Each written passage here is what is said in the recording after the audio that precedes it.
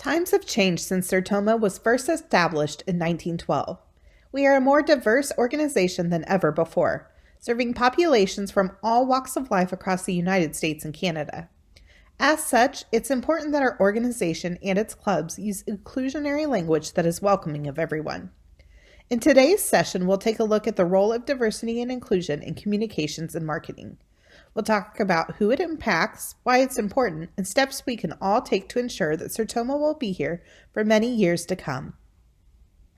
One of the biggest misconceptions out there when it comes to diversity and inclusion is that it only affects racial and ethnic minorities. However, it's important to remember that inclusion goes far beyond skin color, and it's not just limited to demographic minorities either. In short, diversity and inclusion affects everyone in one way or another. A good rule of thumb is to start by thinking about any protected classes as outlined by federal law. This may include, but is not necessarily limited to, religion, age, race, gender, sexual orientation, ethnicity, physical and mental ability, citizenship, and veteran status. I would also include things like political affiliation that can be divisive if not handled appropriately and with respect. Utilizing D&I language isn't just about the prevention of offending populations. To begin with, it's about stopping the perpetuation of inaccurate and unfair assumptions about groups of people.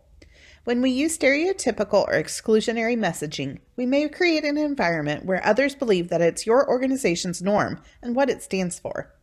It can limit and even prohibit the inclusion of these populations in an organization. However, on the other hand, when you make a concerted effort to use inclusionary communications and marketing, you begin to build and promote an environment based on respect. You make the decision to lead by example and confront unconscious bias. These are critical steps we must take if we want to continue to exist and even grow. So now that we have an idea of why we need to pay attention to the words that we choose in our communications and marketing, let's start to think about what we need to do to actually make that happen. First, look for exclusionary terms. These are any words or phrases that leave out populations. We are best served when we choose positive messages that include and welcome everyone.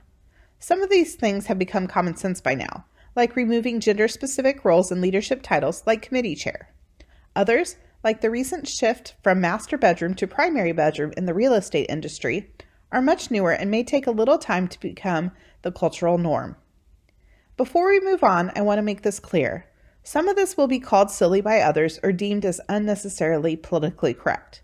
This is short-sighted, and we encourage you to truly consider if it's worth risking club reputation and your membership by using or allowing harmful language. It doesn't have to be personally offensive to you to be offensive or hurtful to others.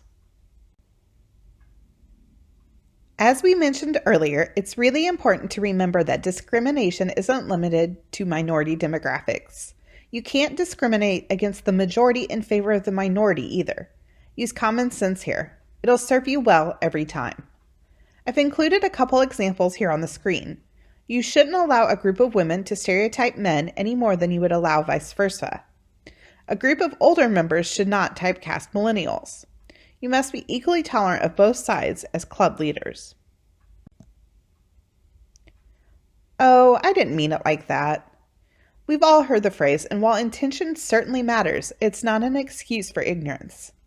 Word choice matters. Many times we're not even aware of how something we've said may be perceived. Take this time to review your club's communications and marketing pieces to see if there is any underlying bias in anything you do. Have outsiders review them too. That can help us find things that are totally off our radars. Popular phrases that come to top of mind are things like senior moment and digital native.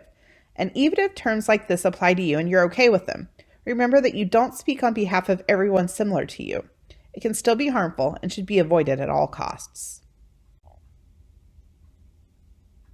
If you find that your club is struggling to figure this out, put together a guide that everyone can follow. We know that it can be challenging and overwhelming, so put it in writing to get everyone on the same page. You can list out forbidden terms that should be avoided and inclusive alternatives to be used in their place. Web tools can make this easier, so do a quick Google search to help you get started. I've included a few words here on the screen that I would personally include in such a resource. We have talked about it a few different times throughout this session, but it's important enough that I'll say it again. Don't forget about unconscious bias. It's not on purpose and we don't realize it, but it still doesn't make it okay. We must educate ourselves until this type of language is no longer ingrained within our culture. One recent example has seen the expansion of more than just male and female options when it comes to gender identification on informational forums.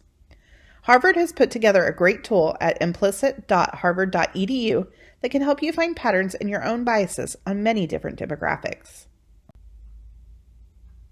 I'll wrap this up by encouraging you to include D&I information in onboarding education for all current and future club leaders. They should be your biggest allies and serve in the best interest of all members. Change isn't going to happen all at once, but through education and discussion, your club leaders can find ways to help make small but powerful changes. This includes talking to other members when issues arrive.